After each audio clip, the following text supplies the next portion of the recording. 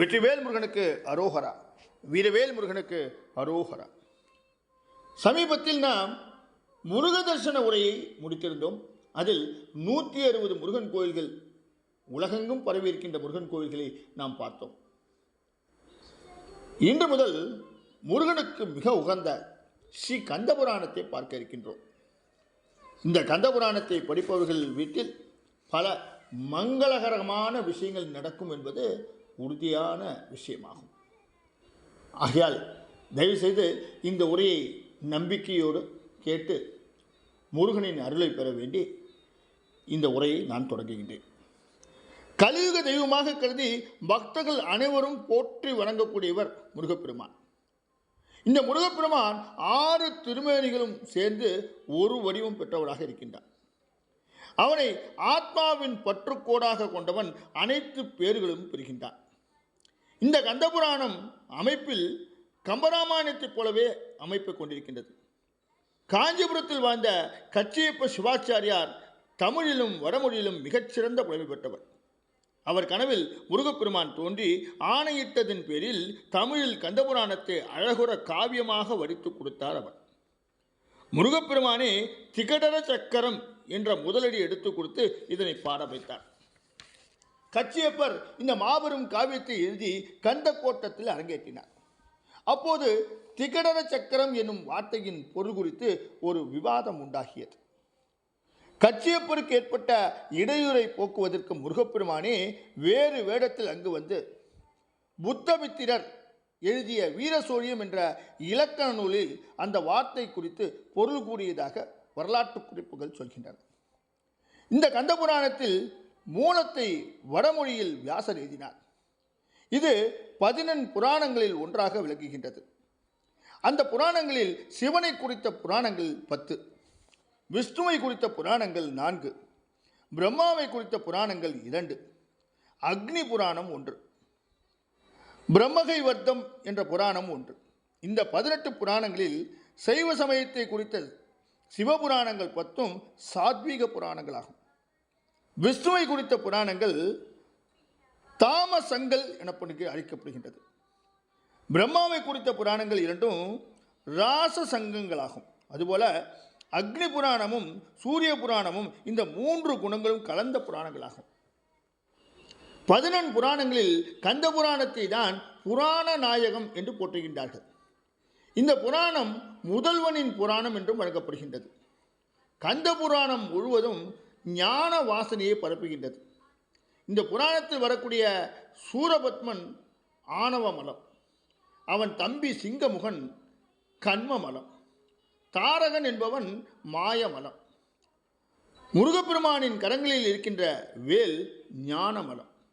ஞான பண்டிதனாக விளங்கக்கூடிய முருகன் இந்த மும்மலங்களை அறுத்து ஆத்மா எனப்படும் தேவர்களை பந்தத்திலிருந்து விடுவிக்கின்றார் என்பதே இந்த புராணத்தின் கருத்தாக சொல்லப்படுகின்றது. பரமேஸ்வரன் விரும்பியபடி நாராயணன் தன்னுடைய 16 கலைகளில் ஒரு கலையினால் பிரம்மாவின் பரம்பரையைச் சேர்ந்த பராசர முனிவருக்கும் மச்சக்கண்ணி என்ற பெண்ணுக்கும் ஒரு மகனை தோன்ற செய்தார். அவர் கங்கை ஆற்றின் நெடுவில் தோன்றி வாதநாராயணன் என்ற பெயரில் வதருகாவனத்தில் இருந்தார். அந்த சமயத்தில் பகவானின் ஆணைப்படி வேதங்களை 4ஆக பிரித்து அவற்றை வியாசர் முறைப்படுத்தினார். வேதங்களை தொகுத்ததால் அவர் வேதவியாசர் என்று போற்றப்படுகின்றார். அந்த வேதத்தை எங்கும் பரப்புவதற்காக வியாசர் முடிவு செய்த போது அதற்காக 4 வேதங்களையும் 4 பேருக்கு உபதேசம் செய்தார்.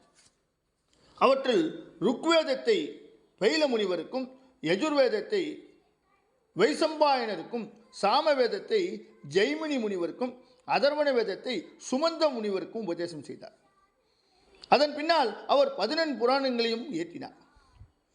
அந்த புராணங்களை படித்து அனைவரும் பயன்பெற வேண்டும் என்பதற்காக அதை முதலாக தன்னுடைய மகன் சுகபிரம்மத்திற்கும் மற்றும் உள்ள சீடர்களுக்கும் போதனை செய்தார். அதே சமயம் நைமிசாரண்யத்தில் சனகாதி முனிவர்கள் சத்திரயாகம் செய்து வந்தார்கள்.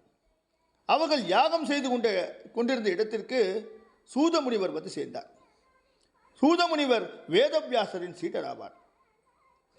சூத முனிவரை வரவேற்ற சனகாதி முனிவர்கள் அவரிடம் புராணங்களை பற்றி விவரித்து கூறும்படி வேண்டினார்கள். அதன்படி சூதமுனிவர் நைமிசாரண்யத்தில் முனிவர்களுக்கு 11 புராணங்களையும் விளக்கி கூறினார். அவர் விளக்கி கூறிய புராணங்களில் ஒன்றுதான் கந்தபுராணம். இந்த கந்தபுராணத்தில் 6 சங்கீதைகள் இருக்கின்றன. அவை சனற்குமார சங்கீதை, சூத சங்கீதை, பிரம்ம சங்கீதை, விஷ்ணு சங்கீதை, சங்கர சங்கீதை, ஆர சங்கீதை என்பனவாகும். இந்த 6 சங்கீதைகளில் சங்கர சங்கீதை மட்டும் 7 காண்டங்களை கொண்டிருக்கின்றது. அவைகள் சம்பவ காண்டம், அசுர காண்டம், மகேந்திர காண்டம், யுத்த காண்டம், தேவகாண்டம், தட்சகாண்டம், உபதேச காண்டம். இவற்றுள் முதல் 6 காண்டங்கள் தமிழில் கச்சியப்ப சிவாச்சாரியார் பாடிய கந்தபுராணத்தில் இடம்பெற்றிருக்கின்றன. இதில் இருக்கின்ற ஒவ்வொரு காண்டமும் கச்சியப்பரால் பல படலங்களாக பிரிக்கப்பட்டிருக்கின்றது. தமிழ் மொழியில் இருக்கின்ற புராணங்களில் 3 புராணங்களை சைவ சமயத்தவர்கள் மிகவும் முக்கியத்துவம் வாய்ந்ததாக கருதுகின்றார்கள். அவற்றுள் கந்தபுராணமும் ஒன்று. சிவபெருமானின் வலது கண்ணாக திருத்தொண்டர் புராணம் எனப்படும் பெரிய புராணம் கருதப்படுகின்றது. சிவபெருமானின் இடது கண்ணாக பரஞ்சோதி முனிவர் எழுதிய திருவிளையாடல் புராணம் கருதப்படுகின்றது. கச்சியப்ப சிவாச்சாரியார் எழுதிய கந்தபுராணம் சிவபெருமானின் நெற்றிக்கண்ணாக கருதப்படுகின்றது. இலங்கையில் இருக்கின்ற தமிழர்களால் கந்தபுராணம் அதிகமாக கற்கப்பட்டு போற்றப்பட்டு வருவதாக சொல்லப்படுகின்றது. இந்த புராணத்தில் 3 திருமணங்கள் முக்கியம் வாய்ந்ததாகும். இதில் முதல் திருமணம் பார்வதி பரமேஸ்வரனுக்கும் இடையே நடந்த திருமணம். இது அம்மையப்பன் திருமணம். இந்த திருமணத்துக்கு பிறகு உதித்தவன் முருகன். பிறப்புக்கும் உதிப்பதற்கும் வேறுபாடு உண்டு. பிறப்பவன் இறப்பதுண்டு. அதனால் முருகன் குமார பரமேஸ்வரன் என்ற பெயரில் சிவபெருமானின் குழந்தை வடிவமாகும். எனவே பாம்பன் சாமி போன்றவர்கள் சிவனும் முருகனும் வெவ்வேறு அல்ல, இருவரும் ஒருவரே என்று பாடுகின்றார்கள். அம்மையப்பன் திருமணத்துக்கு பிறகு கந்தபுராணத்தில் இடம்பெற்ற 2வது திருமணம் முருகனுக்கும் தெய்வ யானைக்கும் இடையில் நடந்த திருமணமாகும்.